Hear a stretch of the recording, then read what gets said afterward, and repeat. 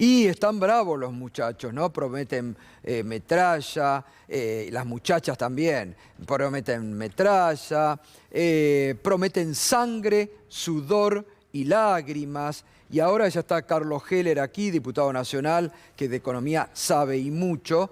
Y vamos a charlarlo, porque acaba de presentar lo que es el plan económico de la coalición cívica, pero lo presenta plan de shock, Elisa Carrió, ¿eh? Plan de shock. Tal vez como plan para Juntos por el Cambio, que yo sepa todavía no se ha ido, aunque amenaza irse. Elisa Carrió propondrá en el Congreso un plan de reactivación de la economía. Parece que no se enteró, Carrió, que la economía crece, gracias a Dios, después de Juntos por el Cambio en el gobierno, ¿no?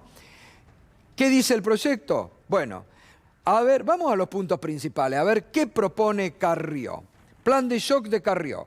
Bajar retenciones, 10% a la soja, 0% para el resto, excepto hidrocarburos y minería. Impuesto a las ganancias de 25% para empresas, como máximo, para empresas con independencia de la magnitud de las ganancias. Eliminar la indemnización agravada por despidos laborales. Reducir la carga impositiva al trabajo, aportes patronales. No ha servido para nada. Hemos visto que en la Argentina tienen el menor costo laboral los empresarios de las últimas décadas. El menor costo laboral. No sé qué más quieren bajar. Incremento en la cantidad mínima de trabajadores para tener representantes. Mirá vos, ya, Gestapo, metralla y ahora quieren sacar sindicalización. Menos representantes gremiales. Argentinos, vayan advirtiendo, porque se los están diciendo. Se los dicen. Menos sindicalización. Boletas de servicio que contengan solo cargos por el consumo y ningún impuesto. Esto está bueno, esto habría que tomarlo. Boletas de servicio que contengan solo cargos por el consumo y ningún impuesto, excepto IVA e ingresos brutos. Esto es plan muy a favor del campo y de los grandes empresarios. Carlos Heller, ¿cómo te va, Carlos? Buenas noches. ¿Cómo plan de shock de Carrió? Sí, a ver, creo que como siempre a ellos les falta la partida doble. ¿Viste lo que es la partida doble, no? El activo y el pasivo. Sí. Ellos demagógicamente hablan de reducir impuestos, pero al mismo tiempo hablan de equilibrio fiscal. Claro. Por lo tanto, les falta explicar todo lo que va a haber que recortar del otro lado de la contabilidad en el supuesto de que se aplicaran estas cosas. Cuando vos mirás el gasto público, la mitad del gasto público es el sistema previsional. Por lo tanto, no hay posibilidad de... Pero le falta lo que vienen a hacer. Pero por eso privatización de las... Pero lógico, por eso te estoy diciendo. La mitad del gasto público es sistema previsional. Después tenés salud, claro, educación, ciencia y tecnología. ¿Pero qué hicieron? ¿Te acordás? Con salud eliminaron el ministerio. Y coparticipación. Porque cuando vos achicás los ingresos de esa manera, le bajás los recursos que la nación le manda a las provincias. Claro. Por lo tanto, lo mismo va a suceder en los presupuestos provinciales, que a su vez le van a recortar a los municipios. Y lo mismo va a suceder en los presupuestos municipales. Es decir, que un programa como ese es un programa de ajuste brutal que directamente va a afectar a la gente de trabajo. Pero fíjate vos, Carlos, porque lo dicen. Melconian dijo, ahora viste ahí en el encuentro que te dice el Grupo Clarín, dijo menos derechos adquiridos. Lógico, pero es que es así, ellos están... La diferencia... Ayer dijeron sangre, sudor y lágrima. Claro. Y Bullrich dijo, no, nada nos detiene, claro, ni paros, ni marchas, nada. Mirá, Menem dijo revolución productiva y salariazo. Mintió. Mintió. Macri dijo pobreza cero, eliminación de impuestos a la ganancia y que la inflación es un jueguito, qué sé yo, mintió. El grave problema que tenemos hoy es que están tratando de legitimar lo que van a hacer, están tratando de ganar sin mentir y de lograr que la ciudadanía les dé el aval para hacer eso y que cuando se dé cuenta sea tarde. Y eso es lo que nosotros tenemos la responsabilidad de advertir, que esa ciudadanía angustiada porque no llega a fin de mes, angustiada porque no le alcanza, angustiada porque su boliche no le va todo lo bien que debería irle y demás, termine votando contra sus intereses. Que sería, al verdugo, sería gravísimo, claro, porque estaríamos en el peor de los escenarios, Gato. No estaríamos frente a alguien que llega mintiendo, estaríamos convalidando eso. Están preparando el terreno. Convalidando la reforma laboral, porque ahí hay reforma laboral. Convalidando la reforma previsional, porque ahí hay reforma previsional.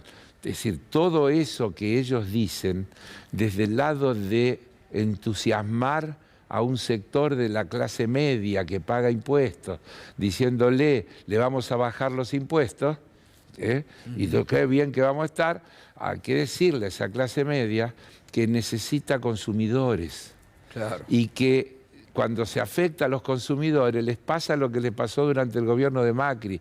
Hay que acordarse, es una experiencia fresca.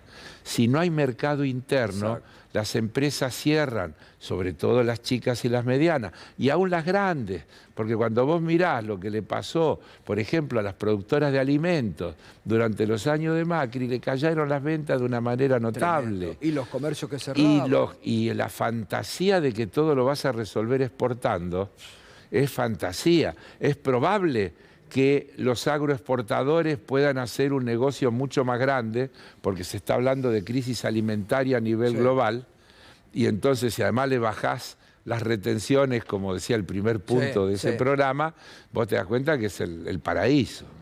Es y para nosotros, la muerte. La muerte.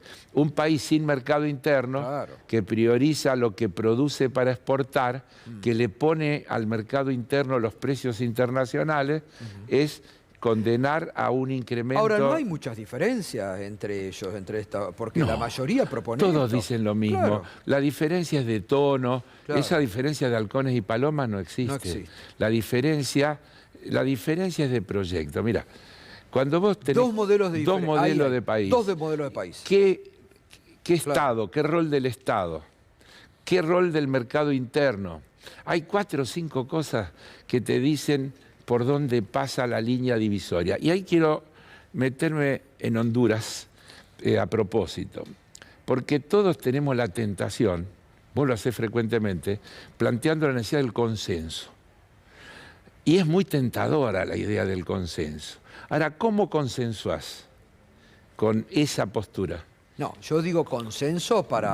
pero yo ya sé lo que vos decís. Pero yo lo estoy aclarando porque hay 2 proyectos, no hay consenso. Con esto no se puede consensuar. Pero hay algunos que plantean, Gato, no, tenemos que tener 10 puntos, que todo el país se ponga de acuerdo, 10 grandes objetivos, que están por encima de las diferencias, por encima de la grieta, etcétera, etcétera.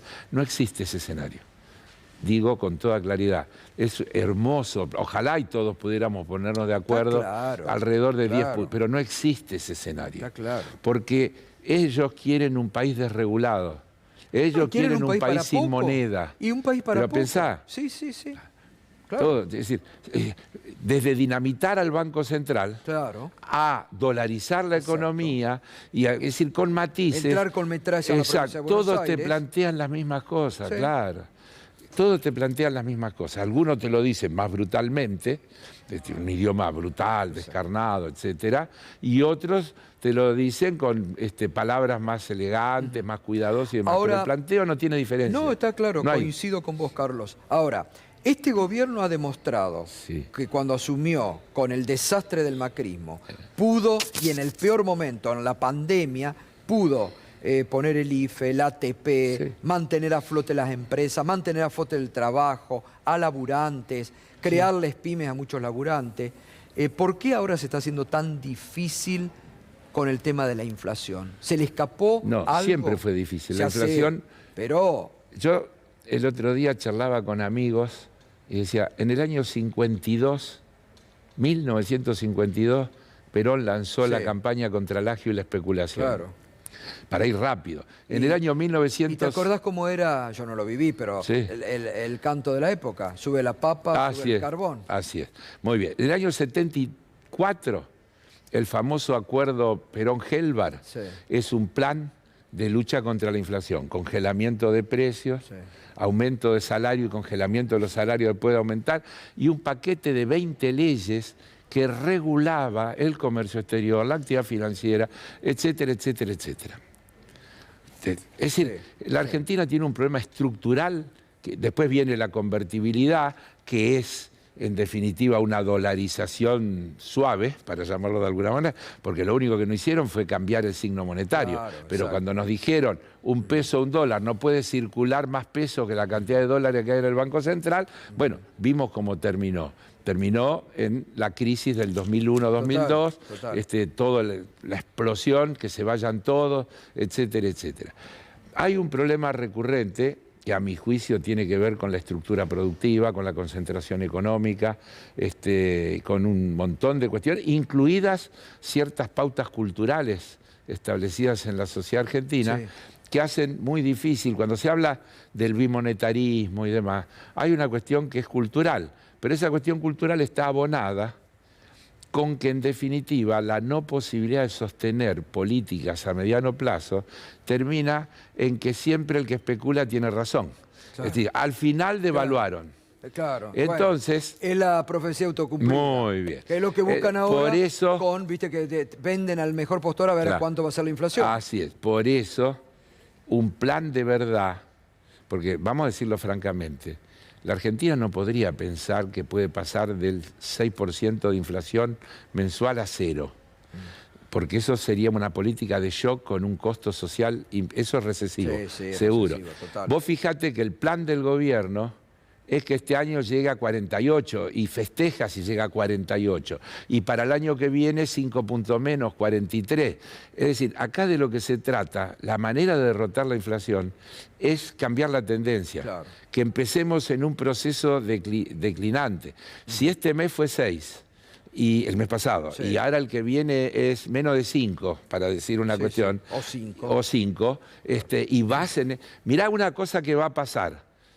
Va a pasar, por ejemplo, que las jubilaciones que se acreditan, se ajustan con la variación de inflación del trimestre anterior, siempre la vienen corriendo de atrás a una inflación que sube. En el momento que se haga declinante, los aumentos de las jubilaciones se van a sentir mucho más y ahí la población va a valorar la importancia de la fórmula que hemos aprobado, que es mucho más benéfica que la que había puesto el macrismo.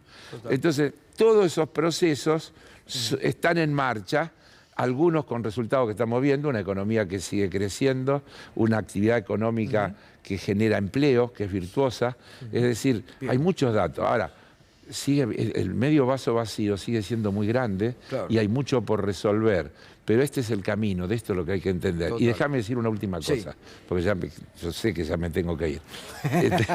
Conocer de tiempos televisivos. Pero déjame decir una última cosa. Sí, dale, con mucho gusto. Las diferencias entre nosotros son mucho menores que las diferencias con los otros. Y entonces trabajemos para pensar que convivamos con nuestras diferencias, sigámoslas discutiendo, pero no perdamos de vista que nuestro problema es la diferencia con los otros. Me gustó eso. Gracias, Carlos, como siempre. Chau. Un gusto verte. Nos estás acompañando con el hashtag